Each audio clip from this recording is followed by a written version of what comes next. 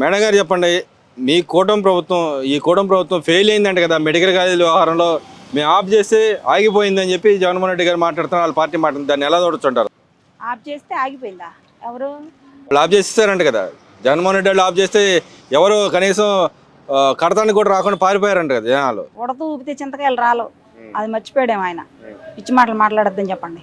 అంటే ఇప్పుడు పిపిపి మోడల్లో మెడికల్ కాలేజీ కడితే ఎవరికి ఉపయోగం ఉంటారు అసలు? ప్రజలకు ఉపయోగం, స్టూడెంట్స్కి ఉపయోగం, చదువుకునే విద్యార్థులకు ఉపయోగం. ఆ చదువుకునే విద్యార్థుల్ని చదివించే తల్లిదండ్రులకు ఉపయోగం. ఎవరికి ఉపయోగం ఉండాలి? ఎవరికి ఉండాలండి? జగన్మోహన్ రెడ్డికి ఉండాలా? జగన్మోహన్ రెడ్డికి ఉండాలా ఉపయోగం? స్టూడెంట్స్కి ఉండాలా? పేరెంట్స్కి ఉండాలా? వాళ్ళకు ఉపయోగపడుతుంది, ఉపయోగపడాలి. మరి వాళ్ళ నాయకులు కానీ జగన్మోహన్ రెడ్డి గారు మాట్లాడుతూ ఉన్నారు, మేము ఆపేసాం, దీనివల్ల పేద ప్రజలకు కానీ ఇటు పక్క ఎవరైతే విద్యార్థులు ఉన్నారో వాళ్ళు నష్టపోకుండా ఉండడానికి మేము ఆపాము అని చెప్పి వాళ్ళు చెప్తారు. నిజంగానే ఈ పీపీపీ మోడల్ వల్ల వాళ్ళు నష్టపోతారంట అసలు? ఆపితే నష్టపోరా? ఆపకుండా ఉంటే నష్టపోతారంట కదా. అదే వాళ్ళు ఆపేస్తే ఆపకుండా ఉన్నడితే నష్టపోయేవాళ్ళ. వీళ్ళు చదువుకునే విద్యార్థులు చదువుకుంటే నష్టపోతారు, వీళ్ళు ఆపితే నష్టపోరు. అంతేగా. బుర్రలేని వాడు మాట్లాడుతుంటే, ఆడేదో మాట్లాడుతుంటే బుర్రలేని జగన్మోహన్ రెడ్డి సైకోగాడు ఆ మాటలు పట్టుకుని మమ్మల్ని అడుగుతారేంటండి? నెక్స్ట్ మీరు అంటున్నారు ఆయన మెయిల్ చేశాను చెప్తున్నాడు, మీరైనా మెయిల్ చేయలేదని చెప్తున్నారు, ఏది నిజం అంటారు? చదివించి విద్యార్థులకి మంచి భవిష్యత్తు ఇవ్వాలని మేము ముందుకు తీసుకెళ్ళడానికి చంద్రబాబు నాయుడు గారు ఆలోచిస్తున్నారు. చదువుకునే వాళ్ళని పాడు చేసి ఆ చదువు ఆపి వాళ్ళ జీవితాలు నాశనం చేయాలని ఆలోచించేది జగన్మోహన్ రెడ్డి. మరి ఆయన ఇంకా నమ్ముతున్నారంట కదా, 2029లో కూడా వాళ్ళే అధికారంలోకి వస్తాం అందరిని రప్పరప్పలు ఆడిస్తా అని చెబుతున్నారు కదా. మాకు నరికే వాళ్ళు వద్దండి, పరిపాలించే వాళ్ళు కావాలి, ప్రజలకు ఉపయోగపడే వాళ్ళు కావాలి, పిల్లలకు భవిష్యత్తులు ఇచ్చేవాళ్ళు కావాలి. కానీ మనకి 1 కోటి మంది సంతకాలు చేశారంట కదా, మీరు ఆ మాట అంటున్నారు. 1 కోటి మంది అంటే దాదాపు 30% మాకు అది సపోర్ట్ చేశారని చెప్పుకుంటున్నారు కదా. మరి అప్పుడు దానికి ఏం చెబుతారు మీరు? ఏబిసిడీలు ఎన్ని ఉన్నాయి? ఫస్ట్ నుంచి లాస్ట్ వరకు A to Z, ప్రతి పేరు ముందు ఏ నుంచి జెడ్ వరకు ఉంటాయి. ఫస్ట్ స్టార్టింగ్ ఈ ఎన్నాళ్ళు ఏబిసిడీలకు ముందు వైఎస్ రాజశేఖర రెడ్డి, అదే జగన్మోహన్ రెడ్డి అని ఆయన పేరు, కతిమయాన్ని ఆల్రెడీ పెట్టుకునే సంతకాలే. ఎవడ పెడతాడు? మనిషి అనేవాడు మనసాక్షి ఉన్నవాళ్ళు. పిల్లల భవిష్యత్తు బాగుండాలి, మన భవిష్యత్తు బాగుండాలి, మనం రాష్ట్రంలో బ్రతికే ఉండాలి, హ్యాపీగా కష్టపడాలి, సంపాదించుకోవాలి, పిల్లల్ని చదివించుకోవాలి, వాళ్ళకి ఒక భవిష్యత్తు ఇలా ఇవ్వాలి అనే ఏ ఒక్కళ్ళు కూడా ఒక సంతకం పెట్టరు. అవన్నీ వాళ్ళ జగన్మోహన్ రెడ్డి, ఆయన అనుచరులు, ఆయన చెంచాగాళ్ళు, వాళ్ళ రౌడీయిజంలో ఉన్న గ్యాంగ్, చెంచా గ్యాంగ్, వాళ్ళ పెట్టిన సంతకాలు అవి ఉంటాయి. నిన్న అయితే వాళ్ళ వైసీపీ కార్యకర్తలు ఆయన బర్త్డే సెలబ్రేషన్లో చేసిన విధానాన్ని మీరు ఎలా చూస్తారు? అలాగే ఒక మహిళని కాళ్ళతో తన్ని గర్భస్రావం చేసిన విధానాన్ని ఎలా, ఒక మహిళగా మీరు ఏం దాని సమాధానం ఏం చెప్తారు? అదే రప్ప కొత్త అన్నారు కదా, అందులోదే ఇది ఒక భాగం. ప్రెగ్నెంట్ లేడీని గుళ్ళో దేవతలా చూస్తారు ఎవరైనా. ఆడెవడో బుద్ధి లేని ఎదవ, ఈ గ్యాంగ్లో వాడే కదా. రప్ప కొత్తామని ఆయనే చెబుతుంటే వెనకాల ఉన్నాడు ఏం చెప్తాడు? రప్ప కొత్తానన్నాడు మా నాయకుడు, మేమేది చేసినా చెల్లుద్దని నిండు గర్భిణీ మీద కాలుతో తన్నాడు ఎదవ. అలాంటి వాళ్ళు ఏం చేయాలి? కోసి కారం పెట్టాలి, మామూలుగా కాదు. ఏంటి సౌండ్ వస్తుంది, నాకు డిస్టర్బెన్స్గా ఉంది, ప్రెగ్నెంట్ని కాబట్టి అవతలకి వెళ్ళి కాల్చుకోండి అన్న మాటకి కడుపు మీద తంతాడా? ఎవరైనా కడుపు మీద, అసలు ఆడపిల్లల మీద చేయడమే తప్పు. అందులో ఇంకొక ప్రాణానికి, ఇంకో తరానికి ప్రాణం పోస్తున్న ఒక తల్లిని కడుపుతో తల్లాడంటే ఆడు మనిషా?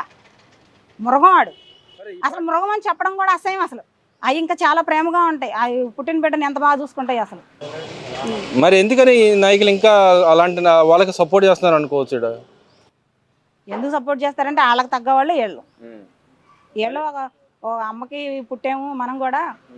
మా తల్లి అప్పుడు పరాయి అమ్మాయి కడుపుతో ఉన్న అమ్మాయిని తంటే తన తల్లి లాంటిది కాదా? అక్క లాంటిదో చెల్లి లాంటిదో కాదా? అలాంటి ఒక మహిళని తన్నాడు అంటే ఆడు ఒక మనిషా?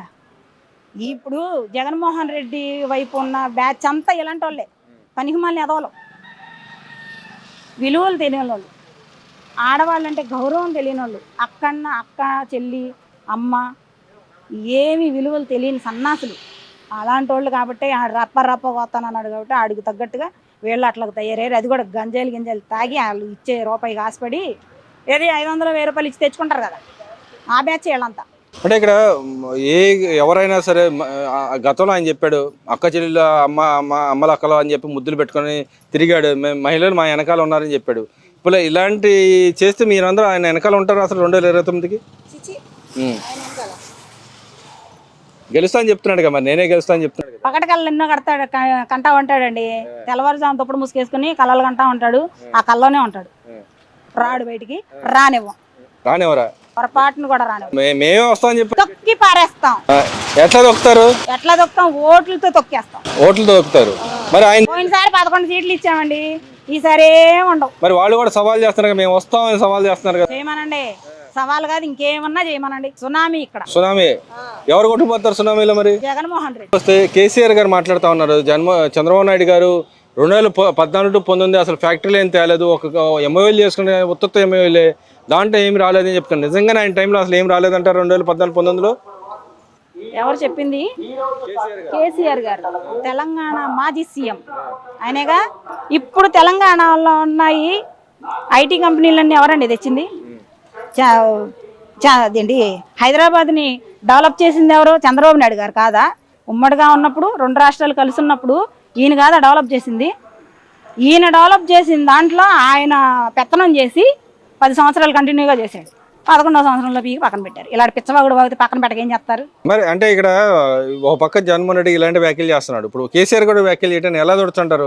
ఆ స్క్రిప్ట్ అన్న ఇక్కడి నుంచి వైసీపీ నుంచి కేసీఆర్కి వెళ్ళింది అంటారా? వాళ్ళకి దడబట్టుకుందిగా. నెక్స్ట్ అక్కడ కూడా చంద్రబాబు నాయుడు గారే, పవన్ కళ్యాణ్ గారు, వాళ్ళిద్దరూ అక్కడ దిగితే వాళ్ళు కూడా అయిపోతారని చెప్పి ముందుగానే ఆయనకి వణుకు. ఓ పక్క ఆయన కొడుకు ఓడిపోయి అటు పక్క రేవంత్ రెడ్డిని ఎదుర్కోలేకపోతున్నాడు, ఇక్కడైనా జగన్మోహన్ రెడ్డి చంద్రబాబు నాయుడు ఎదుర్కోలేకపోతున్నాడు. ఏదో రకంగా ఇద్దరిని లేపడానికి వచ్చాడంటారా? ఇక్కడ మళ్ళీ జనాల్లో పబ్లిసిటీ కోసం వచ్చాడంటారా? వీల్ చైర్లో కూర్చున్న ఆయన కూర్చుంటే బాగుండేదండి, మళ్ళీ గెలుపుకుంటున్నాడు. ఈసారి ఆ వీల్ చైర్లో కూడా కనపడ్డాడు. ఆ పొలాల్లో ఎక్కడ గెస్ట్ హౌస్ కట్టుకున్నాడు కదా, ఆ మొక్కలకు నీళ్ళు పోసుకుంటూ ఉంటాడు అంతే. మొక్కలు నీళ్ళు పోస్తూ ఉంటాడు అంటారు. మరి ఆయన చెప్తా ఉన్నాడు కదా, అసలు చంద్రబాబు నాయుడు మా రాష్ట్రంలో నీళ్ళని దోచుకుపోతున్నాడు, మేము ఉద్యమిస్తాం, జనాల్లోకి వస్తాం అని చెప్తున్నాడుగా. ఎవరు దోసుకుపోతున్నారు? కృష్ణానది నుంచి మేము కాదా తెలంగాణకు నీళ్ళు ఇచ్చేది? పిచ్చివాగుడు వాగుతారు పిచ్చిన కొడుకులు అందరూ కలిసి. మేము తెలంగాణకు నీళ్ళు ఇస్తున్నామా? తెలంగాణ నీళ్ళు మేము తెచ్చుకుంటున్నామా? కృష్ణానది నీళ్ళు కాదు వెళ్ళేది, తెలంగాణ వెళ్ళేది. బుర్రలేని వాళ్ళు అందరూ మాట్లాడుతూ ఉంటారండి మీడియా ముందుకు వచ్చి. పవన్ కళ్యాణ్ గురించి వీళ్ళు మాట్లాడుతున్నారు, ఏదైతే పవన్ కళ్యాణ్ రౌడీజం చేస్తే నేను సహించనని చెప్పి ఆయన మాట్లాడిన దానికి పిచ్చవాడు వాగుతున్నాడు, కాసేపు ఏమన్నా రెచ్చిపోతాడు, ఇంకో పక్కన ఇంటర్వెల్ రాగానే ఏం మాట్లాడేది ఏందో తెలియదు, ఇంకో పక్కన చూస్తే అన్న కన్ఫ్యూజన్ అవుతున్నాడు. నిజంగానే ఆయన కన్ఫ్యూజన్ అయ్యి మాట్లాడుతున్నాడు, లేకపోతే ఉన్నట్టు వాస్తవంగా మాట్లాడుతున్నాడు అంటారా? కన్ఫ్యూజ్ అయ్యి మాట్లాడుతున్నాడా? కన్ఫ్యూజ్ అయ్యి ఒక్క మాటన్నా ఎక్కడన్నా ఈ 18 నెలల పరిపాలనలో ఎక్కడైనా పవన్ కళ్యాణ్ ఇలా తప్పుగా మాట్లాడాడు అనేది ఎక్కడైనా ఏ ఛానల్లో అయినా మెన్షన్ అయిందా? చూసారా? మేమైతే చూడలే. మరి వాళ్ళకి ఎందుకు కనపడుతుంది అంటారు? వాళ్ళకి చెత్తవారం వచ్చింది వాళ్ళకి.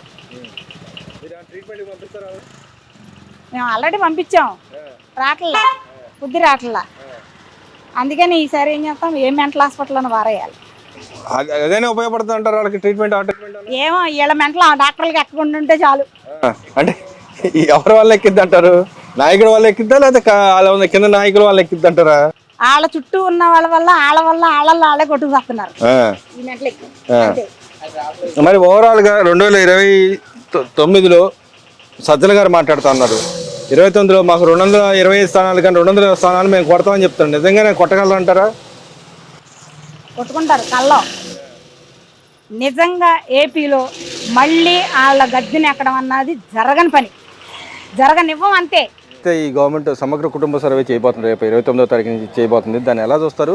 దానివల్ల ఎవరికి ఉపయోగపడిద్ది అంటారు? పేద ప్రజలకు అందరికీ ఉపయోగపడిద్దండి. ఇల్లు లేని వాళ్ళకి ఇల్లు గురించి, తర్వాత రేషన్ కార్డు ఇప్పటి వరకు రాని వాళ్ళకి రేషన్ కార్డులు, వాళ్ళకి ఎటువంటి ఆదాయం లేని వాళ్ళు చాలామంది ఉన్నారు, వాళ్ళకి కుట్టు మిషన్లని, లేకపోతే తోపుడు బండ్లని, ఇస్త్రీ బండ్లని, లేకపోతే కొంతమందికి ఆటో తోలుకునే అవకాశం వాళ్ళకుంటే ఆటో తోలుకునే వాళ్ళకి ఆటోలని, ఇట్లా ప్రజలకి ఉపయోగపడే పనులు చేయడానికి సిద్ధపడి ముందుకు వస్తున్నారు. అంటే ప్రజా దర్బార్ లాంటి దాంట్లో వినతులు విలువగా వెళ్తూ ఉన్నాయి, దాని భాగంగానే ఇలాంటి కొత్తగా సర్వే చేయాలని భావించిందో గవర్నమెంట్ అనుకోవచ్చా? మరి అలా భావించే కదా జనం ముందుకు వెళ్తున్నారు.